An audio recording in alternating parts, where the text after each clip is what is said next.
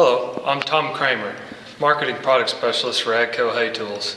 Today we will be assembling a Farmer Series disc mower. This particular model happens to be a DM1309. The assembly procedure will be identical for all Farmer Series mowers. Step one, you can see we've already uncrated the mower. We have the cutter bar laid out on the bottom of the crate and most of the componentry already laid out and ready to assemble.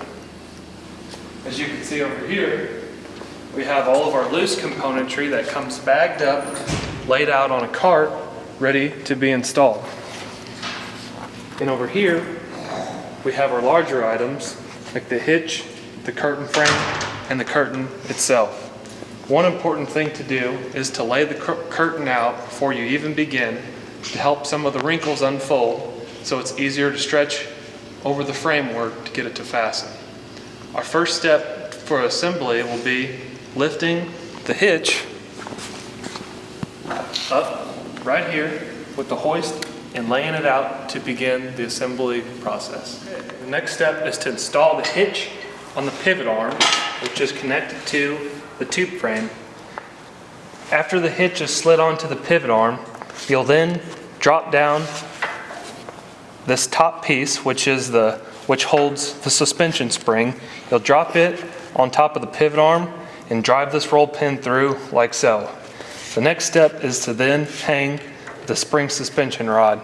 Okay, as you can see, we have the spring flotation arm installed in this welded slot here on the frame. You'll have to pull these two bolts loose and work one side of this piece out to slide the pivot pin in. Slide this piece back over, bolt it down tight, you're good to go. The next step is then to install the breakaway arm.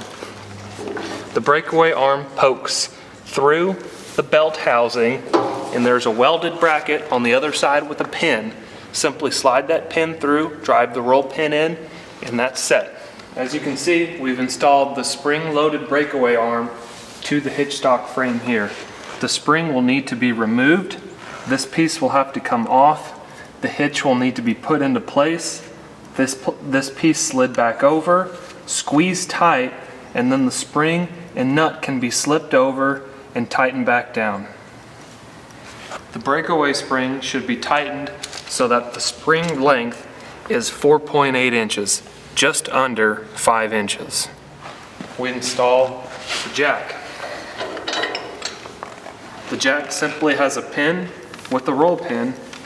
The pin slips through the frame, through the jack, and then the roll pin goes through and secures it tight. The jack should click into place if installed properly. Next, we installed the yellow PTO safety shield. There'll be 4 little bolts and nuts that poke through the front side of the belt guide here. Tighten them up, snug them down, good to go. As you can see, we've now installed the hitch pins. We want to make sure that we installed the Category 2 size out, as most North American tractors are going to have the Category 2 size pin. If you're after a Cat 1 size pin, then you would simply flip it over and drive the roll pin in the opposite way. Our longer pin, we want to make sure that the longer side is pointing to the outside of the hitch. That way the link arm connects right here and shoves the mower over further to the cutter bar side so that the back right rear tire of the tractor does not have overlap next to the cutter bar. The next step is to install the top 3-point arm. There'll be 4 bolts that bolt this arm to the hitch stock. 1, 2, 3, 4. They'll get torqued to about 100 foot-pounds.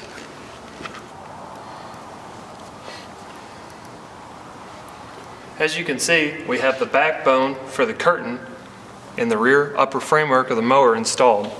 You'll start by removing the top 3 bolts that are in this gearbox housing. Once these 3 bolts are removed, you can drop down the backbone, then slip these 3 bolts in and tighten and torque to spec.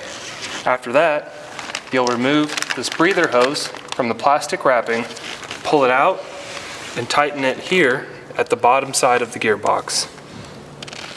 After installing the breather on the gearbox end.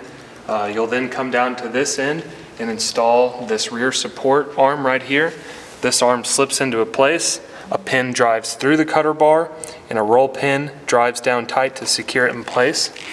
You'll then set the top crop divider rod on, if you will, and 4 bolts hold the crop divider arm over the backbone and bolt it tight to this rear support arm.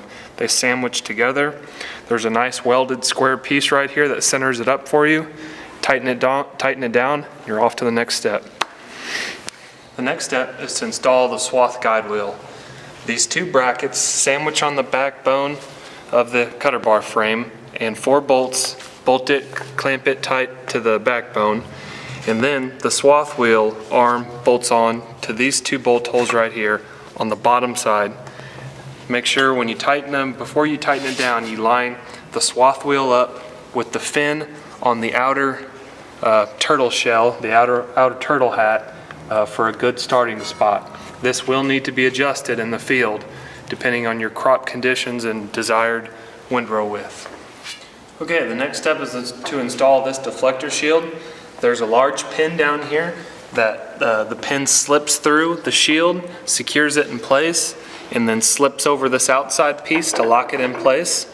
You will then make sure you remove the cap from the hydraulic cylinder so you can extend the rod out and hook it up to the top slot of this deflector shield. The pin then comes through and the roll pin drives through to secure it in place.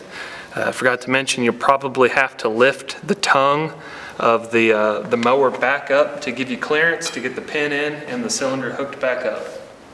The next step is to install the main header flotation spring.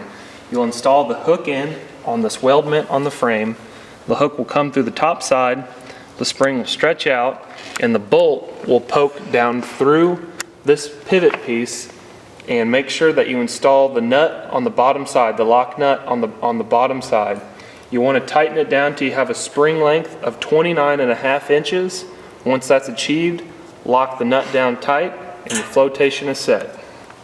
You'll then want to install the release rope. You install it on this locking mechanism right here, tie a nice tight knot, and run the rope up through the frame and through this little bitty hole. And then the rope will run up into the cab. You'll also then want to install the main hydraulic lift hose. The 90-degree fitting bolts on here at the end of the hydraulic cylinder, and then runs up, loops around, and then it'll plug into the auxiliary remote on the tractor. The next step is to install the curtain frames. As you can see, the bottom hole and the outer slots of the frame support is where the Allen head bolt goes. It tightens down tight and acts as a stopping point for the curtain once it pivots up and down. The curtain pivot bolt will go through this top hole with a bevel washer. Make sure you don't smash that washer down too tight to where the curtain doesn't pivot. As you can see, in this hole right here is the safety release bar. The safety release bar pivots with the back Allen head bolt that I just showed you. Make sure you sandwich it between here so that when you use the release tool to pry it out, the curtain will release. It basically acts as a spring-loaded lever whenever you drop it down into place. As you can hear, it just snapped to lock the curtain into place. Our last step we left at installing the rear curtain frame. We will do the exact same side for the front half when we install the curtain frame. After the curtain frames are secure, make sure you can use the release tool to lift them both up and down to make sure that they pivot freely. Remember not to tighten the bolts too tight as to not let the pivot frames move. After the frames are installed, we can drape the curtain over. Make sure that we drape the curtain over so that this cut end is facing up here towards the tongue of the hitch. You don't want to install the curtain on backwards. After the curtain's installed, we can then put on the clamp bars. It's easier if you use 2 people, but it can be done using 1 person if you start in the middle. There are 3 bolts that hold the clamp bar tight. It pinches the canvas onto the frame. There's 3 welded tabs on the bottom sides of the frame that the bolts stick through to bolt tight. Then on the back side, after the curtain is installed, you'll want to install your light assembly. Your light assembly bolts on so that the lights are facing the back, and you'll use the furthest hole to tighten the light assembly on. After you have the light assembly on, you install this clamping piece. This clamping piece has 2 big flat washers that clamp it tight to the curtain only. After that, you can run the electrical harness up, zip tie both the harness and the rope right here to the 90-degree angle on the hydraulic hose, and then run them around the back side. That way, when you fold the mower up and down, it'll give you plenty of slack for the hose and the rope and the electrical harness to pull through. After that, you're basically ready to hook up the tractor. Now remember, we hooked it up to where the category 2 pins were facing the outside, because more than likely in North America you'll be hooking to a Cat 2 tractor. If you have Cat 1, you can flip these pins over and use the inner slots. One of the last things is the PTO shaft. You do not want to install the PTO shaft yet, being as we don't know what tractor we're hooking the mower to. If the mower hooks to a different tractor, we'll have to cut the PTO shaft down to length. The PTOs come long from the factory so that they can be adapted to fit any tractor. So simply leave the PTO loose, or you can install it and hang it. But make sure whatever tractor you're putting it on, you cut the PTO shaft to length. After that, you'll want to make sure that you hit any grease zerks with plenty of grease per the operator's manual. After that, you're ready for the field. Thank you for joining us on our assembly of the Farmer Series 1309 disc mower. Remember that this assembly procedure is almost identical for all Farmer Series mowers. Thank you, and see you next time.